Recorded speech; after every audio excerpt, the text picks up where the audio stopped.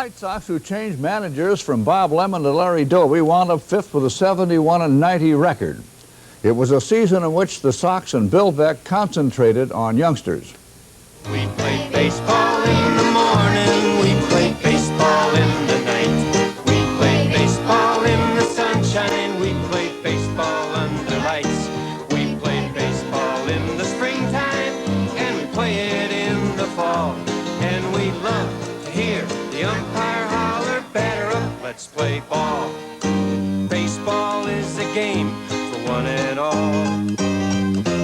All you need's a bat, a glove, and a ball. The pitcher winds and throws it fast. The batter swings and there's a blast.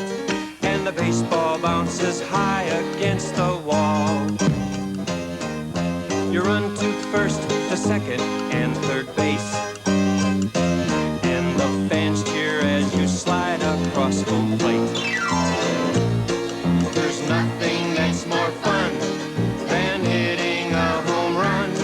So sing this song and be my teammate. We play baseball in the morning, we play baseball in the night. We play baseball in the sunshine, we play baseball under lights. We play baseball in the springtime, and we play it in the fall.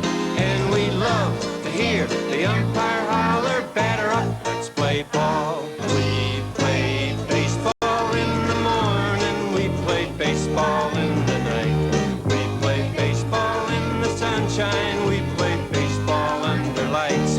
We play baseball in the springtime, and we play it in the fall. And we love to hear the umpire holler, batter up, let's play ball. Batter up, batter up, batter up, let's play ball. Well, on September 8th, the White Sox honored shortstop Don Kessinger, a mainstay all season long. He was showered with gifts. I've been blessed throughout my career. The Lord has been so good to me, and tonight is just a culmination of so many wonderful things that have happened, and one of those nights when you just can't possibly put into words exactly the way you feel. Well, just over a month later, Kessinger was named player-manager of the White Sox. On Don Kessinger night out here, you were quoted as saying you had no idea you wanted to manage at all. You had no ambitions that way. Yeah, but that was a month and a half ago, Jack. No, I really meant that, and I've said my whole career that I didn't have any aspirations to manage, and I meant that. But when Bill Veeck called me in and offered me the job, having been in the game as long as I have and having spent as many years as as much time as I have in one field, it was just a challenge I couldn't refuse. Somebody once said nice guys finish last. Do you buy that? No, I really respect Leo DeRocher a great deal, and I would like to thank him for all the things I learned from him in baseball, and they were many. I don't agree with everything he said, and that was one of them. There have to be a few things you don't particularly thank him for. No, I tell you, I did learn a lot of baseball from him. Don, you made yourself a switch hitter, and this kept you in the major leagues. Do you see any of the youngsters in the Sox organization who might benefit from that same move? Well, I really do. There's a young guy that played AAA ball last year named John Flannery. That's down in an instructional league right now and working at switch hitting, learning to hit left-handed. And I was down there for a couple of days earlier and watched John hit a little bit, and he looks good at it. Where do you think the White Sox need to improve?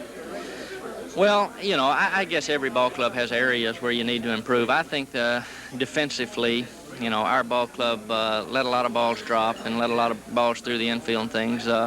And I think fundamentally we missed a cutoff man a lot and didn't execute as far as bunting guys over. And just the fundamental things of baseball, I think, are the things we need to work on. The Yankees replaced Billy Martin as manager with Bob Lemon, then came from 14 games back to catch Boston and ultimately, of course, win that World Series berth. Bucky Dent was one of the heroes as the Yankees beat the Dodgers in 6 after losing the first 2. Young Brian Doyle also figured in the final game heroics as the Yankees became the first team in series history to lose the first 2 and then win 4 straight.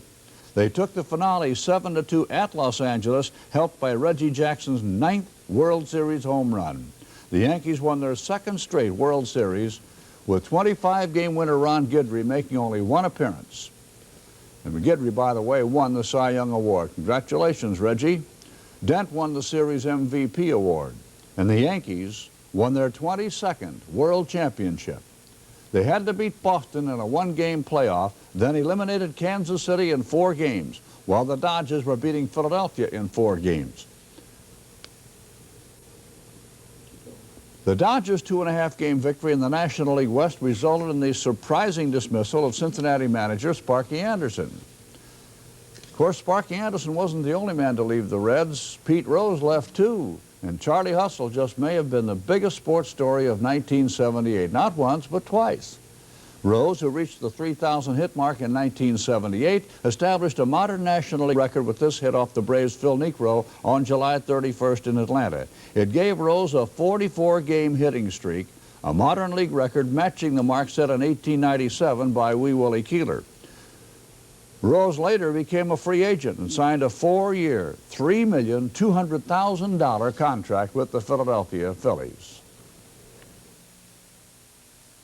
That's the place I always did want to play. That was my first priority, and not only because they're a great ball club, they win their division, it seems like, every year, and I have some personal friends on that ball club, and I guess that's the reason I picked the Phillies.